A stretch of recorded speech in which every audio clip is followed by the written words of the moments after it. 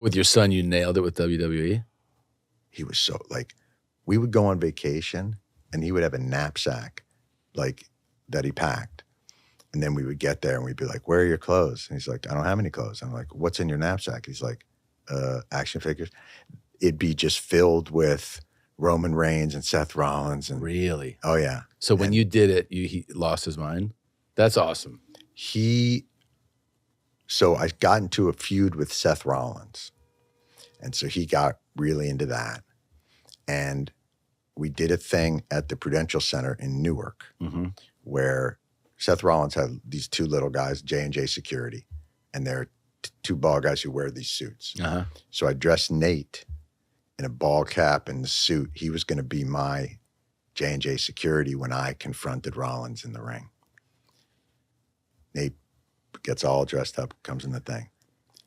Nate has an undiagnosed health condition at the time that we don't know what it is, but he's been having these episodes.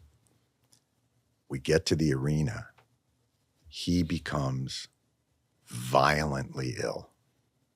So I'm in the dressing room getting ready to go out, and like I have to fake kick Seth Rollins in the balls. And we got a whole thing planned out with Nate and the other security. He's like 8. I mean, that's the magical. Oh, yeah. And he can't go. No. He's vomiting, like can't move. He's just lying there, and I'm just sitting there like, well, I don't want to go. I don't want to do it. I wanted to do it with you. Yeah. And so I go out and I do it, and I come back, and he's fine. It was a night in an arena, Prudential Center, of WWE wrestling, right? Violent, physical. The only person taken out that night in a wheelchair was Nate. He was so, like, sick. He was sick for years. Really? Yeah, until we figured it out. But yeah, it's terrifying. And did he still look back on that night as that was he excited that night? Just through his illness? He's still pissed off about it. About being sick? Yeah. He's like, I could have been in the ring. I could have done, and then it ended up folding into SummerSlam in Brooklyn, and John Cena was fighting Seth Rollins that night, and they put on a spectacular match. I mean, incredible show. The athleticism, the drama, the kickouts. It is one of those championship bouts that people talk about, like they start chanting, "This is awesome," and the crowd is wow.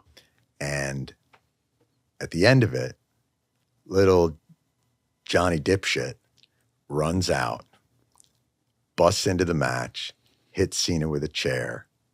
Rollins pins him. When I tell you people were furious at me. Really? They're watching this incredible, and then some guys, fucking old dude, like nobody knows, just runs into the ring and hits somebody with a chair. And like people's kids were calling me and leaving obscene messages on my machine. Really? So angry. So that following is really intense, man. So I had to go back the next night for Raw, and Cena was going to confront me in the ring with Ric Flair. And so they say he's going to hit you with the attitude adjustment, which is, I don't know if you know the move, but he puts you over his head and then he flips you. Boom. I'm 56, 57 years old at the time. And you're like, oh, I am going to get my attitude adjusted by this. So we don't rehearse. No. There's no like, you walk out into the ring and they like point and they go like, yeah, he's going to, this is the ring. That's where your attitude is going to change right there. Okay. Yeah. So the show starts. I'm sitting in the back. They're all going through this thing. They're getting ready. The WWE doctor comes into my dressing room. He goes, hey, I just wanted to check in real quick. This is the doctor. He's going to check you out. So I assume it's going to be have you broken any bones? Yeah. Anything? He takes my blood pressure. He goes, it's a little high. I go, okay. And he goes, all right. See you on the other side. And I was like, wait, that's not that wasn't a doctor. That'd be like somebody coming in and going like, hello, how are you? Let me take your pulse. It sounds good. I'll talk to you later. Yeah. So we go out there. Just right before I go out there, Cena goes, just tuck your chin. I'll do the rest. Okay. Around the ring, I'm explaining to him my reasoning for why I denied him the championship. I wanted to protect Ric Flair's legacy. We go through the whole thing. He goes, well, you had your reasons. Now I have mine. Takes off the hat, throws it, lifts me up on his shoulders.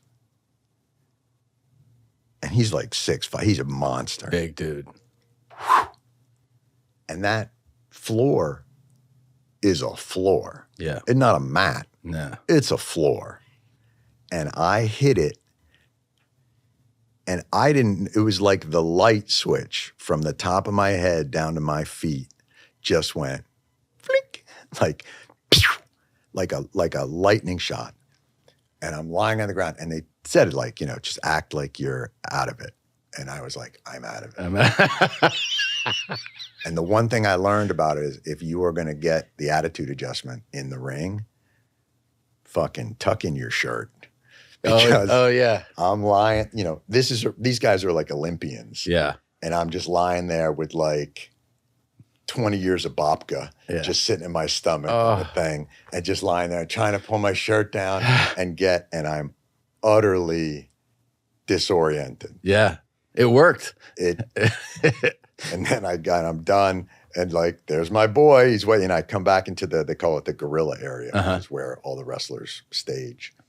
And they're all standing there like, you did it, kid. Yeah, yeah. It was like that scene in Goodfellas. Where like, you got pinched, but you did it right. Yeah. So they're all, Big Show is there and they're all clapping and Triple H and good man. And I'm just like, thanks, guys.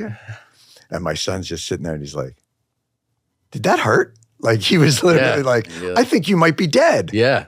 And that doctor's like, your blood pressure's up. Like, yeah. No, by the way, didn't hear from the doctor. I'm pretty sure he wasn't a doctor, but didn't hear from anybody after that until so then they do the final shot. It's just me sitting on the steps with my son next to me with ice on the back of my neck. That's the final shot. Though, huh? That like big, dude, I just did a trampoline for a photo shoot for Netflix. And I was like, hey, this fucking sucked. Like falling onto the pad sucked. Yeah. Yeah. It sucked. It hurt. The idea that those guys, and people always say like, wrestling is fake. Well, they bang. And you're like, I don't know of an entertainer or any entertainers who work harder and put on more of a show than wrestlers. Bert and Tom and Bert. One goes topless while the other wears a shirt. Tom tells stories and Bert's the machine. There's not a chance in hell that they'll keep it clean. Here's what we call 2 bears, 1 cave.